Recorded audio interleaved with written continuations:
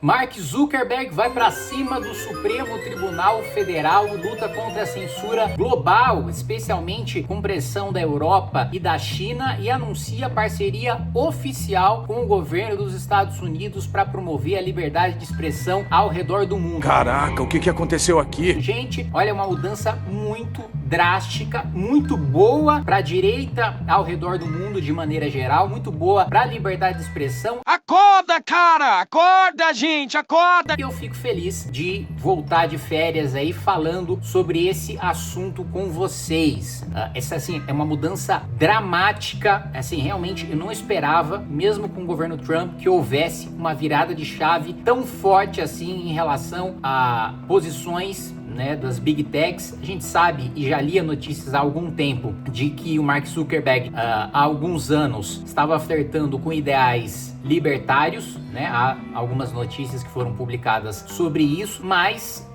eu não tinha noção de que a parceria com o Trump, com o novo governo americano, seria tão forte, oficial, declarada e ostensiva como foi. Assim, são várias e várias coisas que a gente precisa falar e como elas são boas, principalmente para o espectro da direita ao redor do mundo, porque a direita domina o debate político nas redes sociais, em alguns países mais, outros países menos, mas é a regra geral e, portanto, mais liberdade de expressão e mais distribuição pelos algoritmos, né, principalmente no Instagram, no caso aqui no Brasil, de conteúdo político, vai fazer com que cada vez mais vereadores, deputados, senadores, governadores, presidente da República sejam eleitos dentro do espectro da direita. Nós vamos falar sobre isso logo depois, claro, que você se inscrever no canal, clicar no sininho para receber as notificações. Vamos dobrar a meta esse ano? Já batemos aí 1.700.000 inscritos, vamos colocar aí 2025, ó, tô falando no primeiro vídeo, hein? Vamos bater uma meta de 3 milhões de inscritos até o final do ano? Bora? Esse é um vídeo excelente pra gente começar batendo essa meta aí. Lembrando também que nós estamos com o Clube do Livro. Você que quiser ser um fundador da nossa editora, a editora Valete, ter acesso aos clássicos e também a novos livros que nós vamos publicar e ter o seu nome registrado para sempre como um dos nossos apoiadores fundadores dessa editora, eu vou deixar o link aí na descrição para vocês. Muito bem, então Mark Zuckerberg fez que sempre foi defensor de ideias mais à esquerda, mas como eu coloquei para vocês há alguns anos, algumas notícias são publicadas e ele dava alguns sinais de flertar com uma ideologia mais libertária, né, que é um liberalismo mais radical até do que eu defendo. Mentira! Uma coisa mais parecida com o que o Milley defende e diferente do Trump, que é mais, apesar de estar no espectro da direita, é mais nacionalista e é mais protecionista do que uma ideologia libertária, mas isso é assunto para outro vídeo. Agora anuncia mudanças profundas, né, nas redes sociais da Meta. Aí especialmente a gente está falando Threads, mas Threads assim, não conheço ninguém que use, mas Instagram, acho que essa é a principal rede social, e estamos falando também de Facebook. Muito bem. I want to talk about something important today, because it's time to get back to our roots around free expression on Facebook and Instagram. Primeiro ponto que o Mark Zuckerberg coloca é: mesmo se apenas 1% do conteúdo for censurado injustamente, são milhões de pessoas. E o sistema de moderação que nós criamos cometeu erros demais, né? Ou seja, ele coloca uma mudança na política da Meta, que é o seguinte: antes, na dúvida, a gente censurava. E isso causava, ainda que uma proporção, né? Se a gente for pegar a porcentagem, o número de erros baixo, o número absoluto de erros é muito alto. A gente está falando de milhões de pessoas. Então a gente está invertendo essa política. Agora, na dúvida, a gente vai deixar. Na dúvida, a gente não censura, porque nós não queremos continuar cometendo milhões de erros e censurando pessoas injustamente por causa da dúvida daquele conteúdo ser abusivo ou não, violar as políticas da Meta ou não. Eu sabia! Fim dos fact-checkers e substituição por notas da comunidade, né? Bom, eu vou evoluir, comentar sobre isso, evoluindo mais nessa fala dele sobre os fact-checkers, né? Ele diz o seguinte: com a eleição do Trump em 2016, isso que eu tô lendo aqui são notas que eu mesmo fiz em relação ao pronunciamento do Mark Zuckerberg, tá? Pra vocês saberem. Você é esquisitão, sabia? Com a eleição do Trump em 2016, a imprensa chamou atenção pro perigo das fake news. Para tentar resolver esse problema, nós contratamos os fact-checkers. O problema é que, na prática, eles são muito enviesados ideologicamente, politicamente, e geraram mais desconfiança do que segurança para as informações. É isso, né? É o que desde que essa política foi adotada, você pode pegar vídeo meu ali de 2016, na época do impeachment, falando sobre isso. Mais do que isso, né? A gente acampando em frente à sede do Facebook no Brasil contra a censura, né? E uma das medidas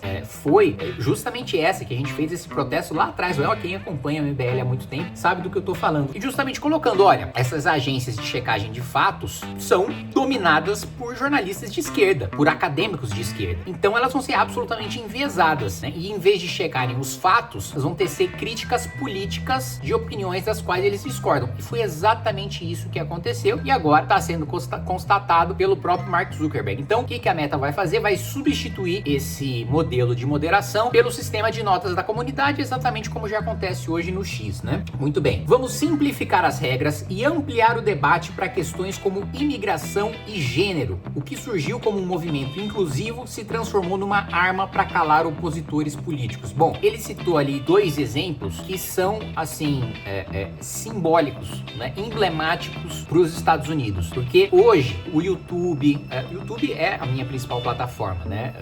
Instagram, claro, tem uma importância muito grande para mim, que as coisas viralizam muito mais lá porque os vídeos são mais curtos e hoje, né, na economia de atenção que a gente vive, as pessoas querem consumir conteúdos mais rasos, mais superficiais, mais rápidos, né? Então eu não consigo me aprofundar e ter a mesma viralização aqui no YouTube que eu tenho no Instagram. Mas, né, meu público mais qualificado, aquele que entende de fato a minha trajetória, os meus pensamentos com profundidade, os fundamentos dos meus votos, por que eu voto sim numa coisa, por que eu voto não na outra coisa, ele tá aqui, né? Ele tá aqui no YouTube. Mesmo porque o YouTube, a lógica é diferente, né? Enquanto no TikTok ou no Reels você tem sugestões de conteúdo de acordo com o tipo de conteúdo, né? De acordo, independentemente de quem você siga, né? Você recebe coisas muito ligadas às hashtags que estão sendo divulgadas, um conteúdo que tem conexão com outro que você curtiu. No YouTube você acaba seguindo pessoas, né? Você acaba, olha, não, eu sei que tem vídeo desse cara aqui todo dia, toda semana. Você tem uma fidelidade maior a produtores de conteúdo, políticos, influenciadores, por aí vai, do que você tem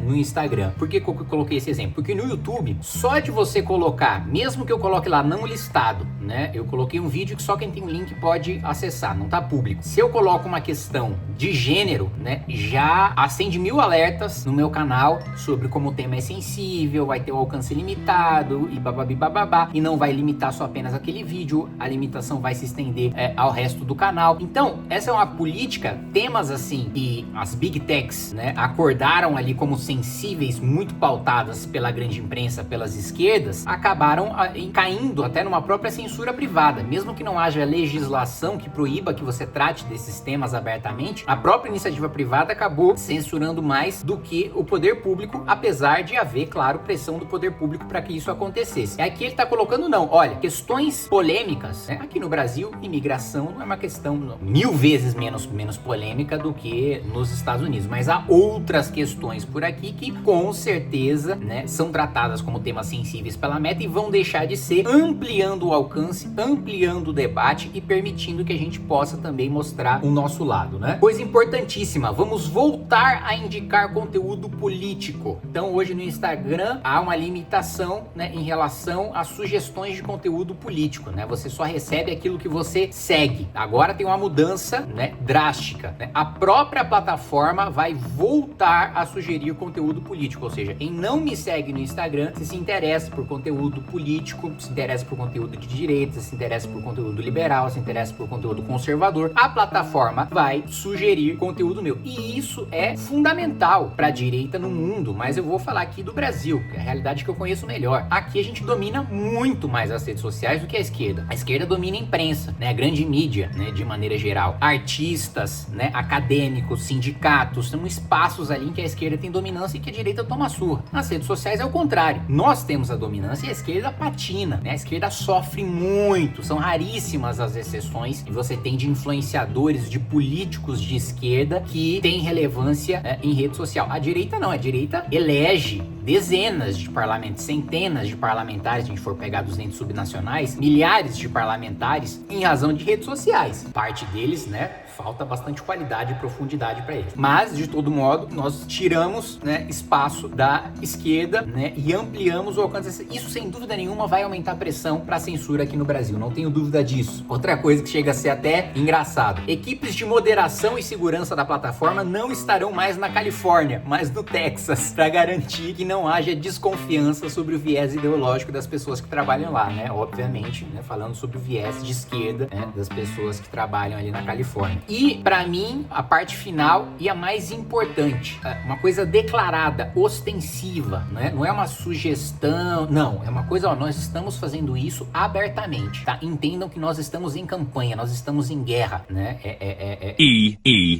É o que o Mark Zuckerberg tá falando, ó. Vamos trabalhar com Trump, com o governo americano, para pressionar governos que estão perseguindo empresas americanas. Os Estados Unidos possuem a legislação sobre liberdade de expressão mais ampla do mundo. Europa tem promovido censura e impedido a inovação. Isso é a realidade. Quantas novas empresas de tecnologia surgem na Europa? Vamos pegar os últimos 20 anos, né, em comparação com os Estados Unidos. A legislação tem se tornado cada vez mais restritiva. E muitas vezes a esquerda brasileira utiliza a legislação europeia como referência, quando na realidade eles estão limitando o próprio desenvolvimento de inovação e tecnologia na Europa, né? Cortes secretas na América Latina mandam censurar conteúdo de maneira velada. Mano, isso é claramente, né? Ele tá claramente falando sobre o Supremo Tribunal Federal do Brasil. Eu nunca imaginei que o Mark Zuckerberg fosse falar, e mais do que falar, declarar guerra aberta à censura promovida, né, por decisões secretas do Supremo Tribunal Federal do Brasil. E o último país que o Mark Zuckerberg cita é a China. Ele fala o seguinte: a China chegou a impedir o funcionamento dos nossos aplicativos no país. A única maneira de enfrentar essa trend global, a trend da censura, é com o apoio do governo americano. Então ele está oficialmente falando o seguinte: olha, sim, nós somos uma empresa americana, vamos fazer uma parceria com o governo americano para promover a liberdade de expressão no mundo, inclusive pressionando governos e cortes, né, a garantirem a liberdade de expressão, não porque ele é santo, bonzinho, virtuoso, não, porque a liberdade de expressão faz parte, é o âmago